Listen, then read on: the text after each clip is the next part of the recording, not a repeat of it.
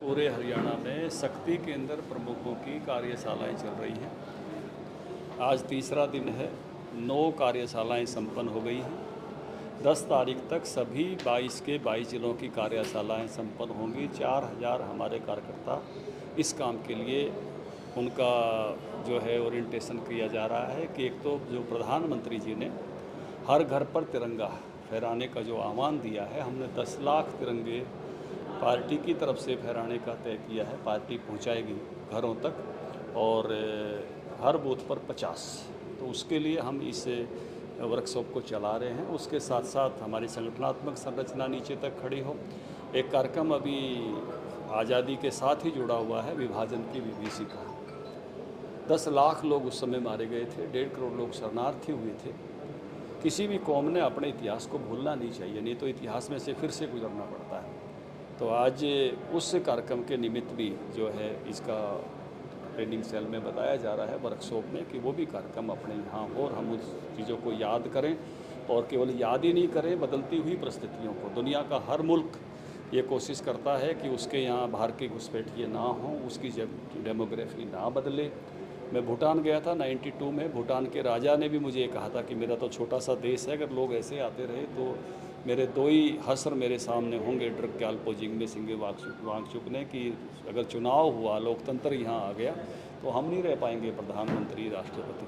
तो इसलिए जो डेमोग्राफिक चेंज जो है वो एक बड़ा सवाल है आने वाले समय में। जो घुसपैठ यहाँ हुई है तरह तरह की, भिन्न भिन्न प्रकार की, तो उस नाते से इस बात पर भी सजग होना चाहिए, विभाजन की विभीषिका को याद करते हुए, कि अपने यहाँ की जो डेमोग्राफी है, जैसी भिवानी है, जैसा हरियाणा है, उसी प्रकार की डेमोग्राफी इसकी रहती है।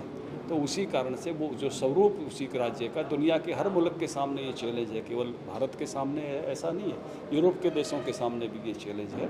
तो इस चैलेंज दुनिया के हर मुल्क के सामने है डेमोग्राफी चेंज का।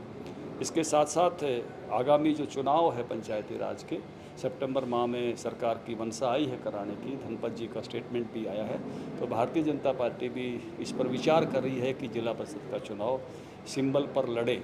इस पर विचार चल रहा है। अभी फाइनल तो चुनाव समिति करेगी, लेकिन इस दिशा में विचार हो रहा है, तो उसकी बातचीत भी जो है वो की है। तो ये सारी बातें हमारे इस कार्यशाला के सेशंस में हो रही हैं।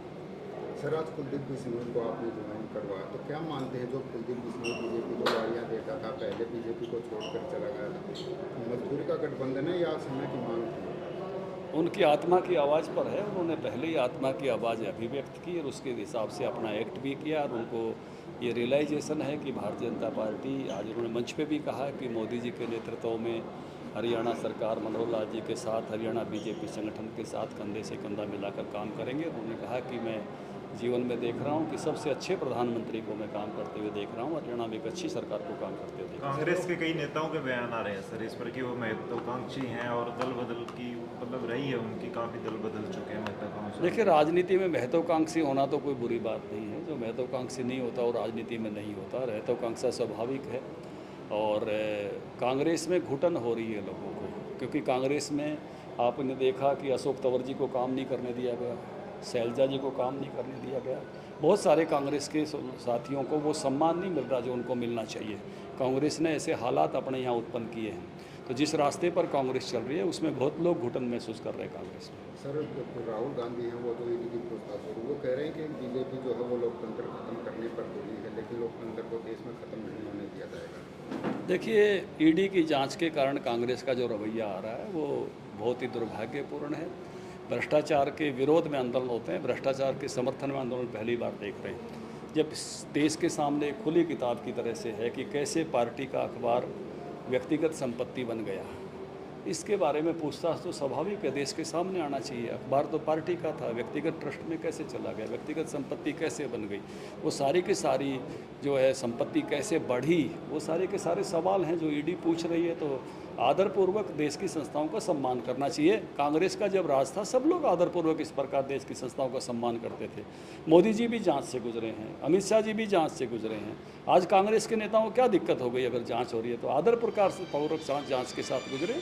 वो कह रहे हैं कि ईडी जो है, ईडी है, सीबीआई है या इनकम टैक्स है, उसका दुरुपयोग किया जा रहा है और विपक्ष को खत्म किया जा रहा है। देश की संस्थाओं पर भरोसा करना चाहिए। ये देश की संस्थाएं व्यक्तियों की नहीं है, ये देश की संस्थाएं हैं। व्यक्ति बदलते रहते हैं, आप भी चलाते थे, देश की संस्थाएं हैं, तो देश की संस्थाओं पे भरोसा करना चाहिए। हर घर तिरंगा जो अभियान है उस पर भी सवाल खड़े किए जा रहे हैं कि जो बीजेपी का संगठन है आरएसएस, उसने आज़ादी के 52 साल तक तिरंगा नहीं फहराया, अब तिरंगे का महत्व बता रहा है। आरएसएस का प्रत्येक संसेवक बिल्कुल देशभक्त है, शुरू से लेके अब तक है, सदा उसके हृदय में राष्ट्रीय ध्वज का सदैव सम्मान रहा है। और डॉक्टर हेडगेवार जी की तो वो कहानी भी है कि कैसे सुरंग खोदकर जो है वो उतारने का, जिसको अंग्रेजी राज का जो झंडा था यूनियन जैक, और कैसे भारत का झंडा फहराने का काम, ये तो कांग्रेसी हैं जिन्हों का जड़ोकड़ापन, मैं शब्द इस्तेमाल कर रहा हूँ। सबसे पहले इस देश का तिरंगा 30 दिसंबर 1943 को नेताजी सुभाष चंद्र बोस ने अंडमान निकोबार द्वीप समूह पर आज़ाद करके फहराया था, उस इलाके को अंडमान क्लब के सामने, और कांग्रेस ने उसको डी-सेरेमोनियल किया, पाप किया कांग्रेस ने।